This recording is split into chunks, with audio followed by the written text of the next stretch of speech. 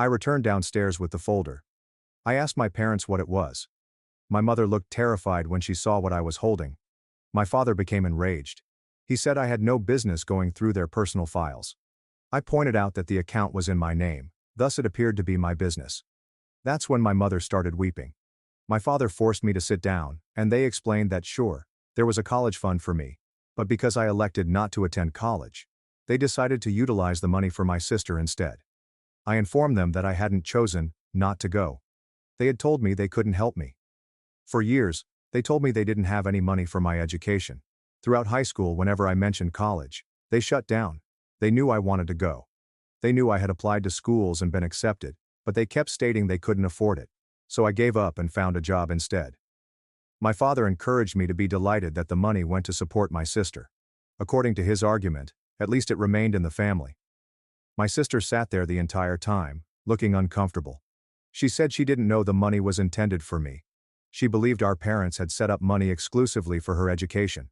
My mother was still crying and insisted that they did what they thought was best. I left.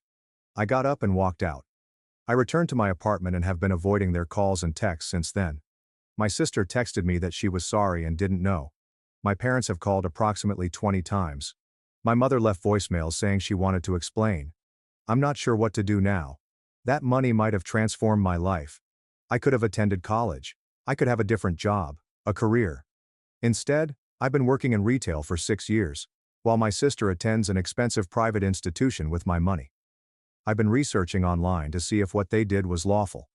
The account was in my name, but because I was a minor at the time of setup, I believe they were the custodians. I'm not sure if they did anything illegal by sending the money out after I turned 18. Morally, it feels really wrong. A friend suggested I contact a lawyer. Another buddy suggested that I cut off touch with my family and move on. I'm not sure what to do. Part of me wants to know if I have any legal rights to that money. Even if I can't get it all back, perhaps I can get some of it. I could still attend college. I'm just 24. It isn't too late. My apartment contract is up for renewal next month. I was considering moving anyway, to a cheaper location distant from the city. Now I'm considering whether I should relocate further away, perhaps to a different state, to avoid my family altogether. But this feels like letting them off the hook. I called my grandparents. They're my mother's parents. They established the college fund when I was born. They had no idea the money had gone to my sister. They assumed I had chosen not to utilize it. They were surprised when I told them what had transpired. My grandfather was going to call my parents and resolve things. I have not heard anything since then. Edit. You convinced me to look for a lawyer, so I'm going to call around tomorrow and see if I can get a free consultation. I want to know whether I have any legal options here. Even if I decide not to pursue them, I'd like to know what is possible. Then I'll determine what to do with my family. Update 1. It's been 3 weeks since I learned about the college fund. I spoke with a lawyer. I located someone who provides free initial consultations and visited with him last Monday. I brought copies of the bank statements I had taken from my parents' house. After evaluating them, he advised I might have a case based on how the account was set up. If it was a custodial account under the Uniform Transfers to Minors Act, the money became legally mine when I turned 18, or 21, depending on the state. If my parents transferred money after that without my permission, they may have engaged in financial fraud. To be certain, the lawyer requested to view the original account paperwork. He inquired if I wanted to seek them from the bank or ask my parents for them. I decided to go to the bank first. He told me about his fees, which I cannot pay right now. His advice was to try to resolve the situation directly with my parents first, and then pursue legal action, if that didn't work. I visited the bank the next day. My folks have always done their banking with a local credit union. I inquired about the account and provided my ID. The bank officer was unable to provide any information because my name was no longer on the account. I left the bank and sat in my car for an hour. I eventually decided to text my folks. I informed them that I wanted the original account paperwork and an explanation of what happened to the money. My father answered instantly, claiming that they would explain everything if I came over to discuss in person. I refused and demanded the documentation first. He did not respond after that. My sister called me that night. Our parents, she said, were really upset. She insisted that she had no knowledge the money was initially intended for me. She swore that if she had known, she would not have accepted it. She requested that we speak in person. I agreed to see her for coffee the next day. We met in a cafe halfway between our locations. She seemed exhausted. She acknowledged that she had been dealing with guilt since finding out. According to her, our parents had always stated that they were paying for her schooling with their assets and investments. She never questioned it. She wanted to hear about my plans. She became concerned when she learned about my appointment with a lawyer, and questioned if I was going to sue our parents. I told her I wasn't sure yet, but I wanted the truth and what was properly mine. She was concerned that I was going to make her drop out of college. I told her that was not my goal. She's already halfway through her program, but our parents needed to make things right somehow. She couldn't imagine how they could come up with so much money today. The majority of money had already been spent on her first 2 years' tuition and accommodation. When I inquired about the expense of her schooling, she replied that it was approximately $45,000 per year, including everything. That's $90,000 already gone from my fund, with another $90,000 to go until she finishes. She did not apply for any scholarships or financial help, because our parents assured her that they would fund it. After meeting with my sister, I decided to send an email to my parents. I stated that I needed to know exactly how the account was set up, when, and how the money was transferred, and what their goal was for making things right. My mother responded several hours later. According to her, the account was established as a savings account when I was born, with her and my father as account holders for my benefit. When I decided not to attend college, they felt I did not need the money and transferred it to support my sister. She apologized for not addressing it with me first. I responded, pointing out that I had never resolved not to attend college. They said they couldn't help me financially. I questioned why they had lied to me about having money for my education. She ignored that section in her next email, simply stating that they believed they were making the best option for the family as a whole. They recognized that I was self-sufficient and capable of achieving my goals, whereas my sister required more assistance. I've been researching college alternatives for myself. There is a state institution about 30 minutes from where I live that offers evening and weekend courses. I could keep my job and attend classes part-time. But even with in-state tuition, it would take years to get a degree this way, and I'd have to take out loans. The money allocated for me would have paid my whole education and living expenses, just as it does for my sister now. My grandparents called me again last week. They chatted with my parents. My grandfather was quite upset about the whole incident.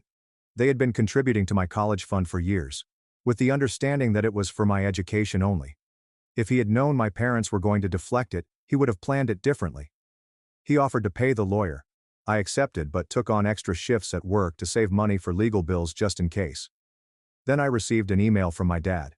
He wanted to put this misunderstanding behind us and move on as a family.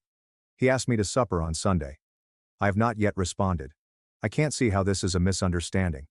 They lied to me for years and stole money that was intended for me. I don't want to pretend that didn't happen. I obtained a second job delivering meals on weekends to try to save money faster. Between my normal job and the delivery jobs, I'm currently working roughly 60 hours each week. It's exhausting, but it gives me less time to reflect on everything. My sister texted me again a couple of days ago. Apparently our parents have been arguing a lot since this all came out.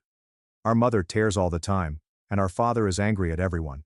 She advised me to contact them and figure something out. I told her I was still trying to figure out what to do. The lawyer contacted me again after learning what I discovered from the bank. He emphasized that without the actual account paperwork, it's difficult to know what legal standing I have. He suggested sending a formal letter to my parents seeking any account-related documentation, as well as an accounting of how the money was used. If they refuse, it will help my case if I decide to take legal action later. I'm going to mail the letter. I drafted it last night, and will send it tomorrow. I haven't decided if I'll go to dinner on Sunday. Part of me wants to shun them completely. Another part of me wants to look them in the eyes and ask how they could have done this to me. I'm not sure which would be better. My lease renewal is due in 5 days. For the time being, I have opted to stay in my existing residence. Moving would be expensive, so I need to save every dime I can. Plus, I don't want to flee from this circumstance. I want to resolve it, even if it takes legal action. I keep thinking about all of the times I've struggled financially in the last 6 years. My car broke down and I couldn't afford to repair it for 3 months, so I took the bus for hours every day to work. I got sick and couldn't afford to go to the doctor, so I just dealt with it. All the birthdays and holidays when I couldn't afford tiny gifts for my family, while they sat on a mound of money intended for me. The worst part is that I could have been all right if they had simply been honest from the start. If they had said to me in high school, We have some money saved for your education, but not enough for a 4-year university, so you might want to consider community college first. I would have understood. I would have made different decisions. But they lied, and claimed they had nothing, intending to give it all to my sister instead. My sister studies art history. She hopes to work in a museum someday. It is not a practical degree with promising employment prospects. I wanted to study accounting. I may have had a successful career by now. But she gets to pursue her ambitions with my money, whilst I work retail and deliver meals on the weekends. I haven't slept properly for weeks. I'm exhausted all the time. Yet when I lie down at night, my mind races. I constantly imagine confrontations with my parents that never occur in reality. Update 2. It has been another month since my last update. A lot has happened. I didn't attend the family meal. Instead, I emailed the formal letter that my lawyer assisted me in drafting. I sent it certified mail so I'd know when they got it. The letter sought all account-related papers, a detailed accounting of how the money was spent, and a payback plan. I offered them 2 weeks to answer before moving further with alternative options, which was the lawyer's nice way of suggesting I would sue them. 3 days after receiving the letter, my father arrived at my flat. I was not expecting him. He knocked on the door as I was preparing for my evening delivery shift. When I answered the door, he pushed past me into the apartment. He held my letter in his hand. He was red in the face. He began yelling about how ungrateful I was and how he couldn't believe I was threatening to sue my own parents. He claimed that they had always supplied for me and that I had no right to expect anything more from them now. I remained calm and told him that if he couldn't address it rationally, he should leave. He became increasingly angry. In his opinion, I was dividing the family over money. My sister was devastated that I would attempt to take away her schooling. My mother had not stopped crying since receiving my letter. When I asked about the account documents, he said they weren't available anymore. I inquired about the accounting for how the money was spent. Apparently, they did not keep track of every dime. I clarified that I wasn't looking for every dime, just a rough breakdown. According to him, the money was used for my sister's tuition and accommodation, and that was all I needed to know. When I questioned about the payback plan, he went off. He stated that they had nothing to repay because the money was never lawfully mine. They had always had complete control over the account and were free to utilize it as they saw appropriate. He had wanted to aid me with college. But when I decided to pursue another path, the money was moved to my sister. I informed him that I had never chosen not to go to college. They said they couldn't help me financially. He stated it was because they believed I was not serious about my schooling. I questioned how they could think that when I had good grades and had been accepted to several colleges. He did not have an explanation for that. Finally, I informed him that he needed to leave. I needed to get to work. As he rose up, he informed me that if I wanted to be with the family, I had to drop everything. Then he departed. I was shaking afterwards. I called in sick for my delivery job. I couldn't handle dealing with customers after that. My mother started phoning me the next day. I didn't respond. Her voicemails implored for the family to sort this out together. They loved me and did not want to lose me for money. Family was more essential than money. I texted her back saying that if family was more important than money, they would not have lied to me for years and given my education fund to my sister. My sister also texted me. Apparently, our father returned home from my residence and punched a hole in the wall. Our mother had to take the day off work since she was so unhappy. She asked me to stop the legal threats and talk to them. She felt stuck in the middle and had no idea what to do. She offered to pay me back after she graduated, but admitted it would take years. I spoke with my lawyer again. After learning that my parents were withholding records and refusing to consider restitution, he stated that we could file a lawsuit to compel them to give the documents, but it would be costly, and there was no guarantee we would win. He proposed one more attempt to resolve the issue personally before initiating legal action. I wrote another email to my folks. I specified exactly what I wanted. All account-related documentation, an accounting of how the money was spent, and a clear payback arrangement. I stated that I preferred to resolve this without going to court, but I was willing to do so if necessary. I gave them 1 more week to answer. 5 days later, my father emailed me. They had considered it, and were willing to return me $20,000 over the following 5 years in monthly installments of approximately $333. This was all they could afford. They hoped that this would be enough for me to move on and rebuild our friendship. There was no mention of the account records or accounting that I had requested. I forwarded the email to my lawyer. He considered it a start, but without a written agreement, there was no guarantee they would make the payments. He also pointed out that $20,000 was significantly less than what I was entitled to, given that the account had more than $13,000 in it when it was moved. He encouraged me not to accept the offer without gathering additional information and putting everything in writing. I replied to my father's email. I appreciated their openness to negotiate restitution, but I still required the account paperwork and a breakdown of how the money was spent. I also pointed out that $20,000 was insufficient for the amount in the account. I suggested they explore a bigger payment sum over a shorter time period. My mother called me soon after I sent the email. She cried again. According to her, they no longer had the paperwork and were unable to repay more than $20,000 without incurring significant financial difficulty. They had already planned to take out a second mortgage on their house to cover the cost. She questioned whether I truly intended to drive my parents into debt only to hurt them. I told her it wasn't about punishment. It was about reclaiming what was properly mine. I told her that they had seen me suffer financially for years while holding on to money that was meant for me. I asked her how she'd react if someone did it to her. She did not have a response. She just continued reiterating that they believed they were doing what was right at the time. My grandparents called me again last week. They requested an update on the situation. I told them about my father's visit, my parents' $20,000 offer, and my lawyer's counsel. My grandfather became quite silent. Then he said he'd look into it and call me back. He called back the next day and asked me to join him for lunch. I agreed. We met in a cafe near his place. My grandmother also came. They appeared nervous. My grandfather had been searching through old files and discovered something I should see. He gave me a folder. Inside was a copy of his and my grandmother's will from 15 years ago, as well as some other paperwork. He pointed to a portion of the will that indicated a trust fund set up for my education. My parents were to administer the trust until I turned 18, after which it would be transferred to me for educational reasons. I inquired whether this was the same account I'd discovered. He thought so, but wasn't certain. Since my birth, he had donated to a college fund for me, which included this trust. There had also been contributions from my parents and some life insurance money when my other grandparents died. I inquired as to why their will had altered since then. He looked puzzled, and insisted they hadn't.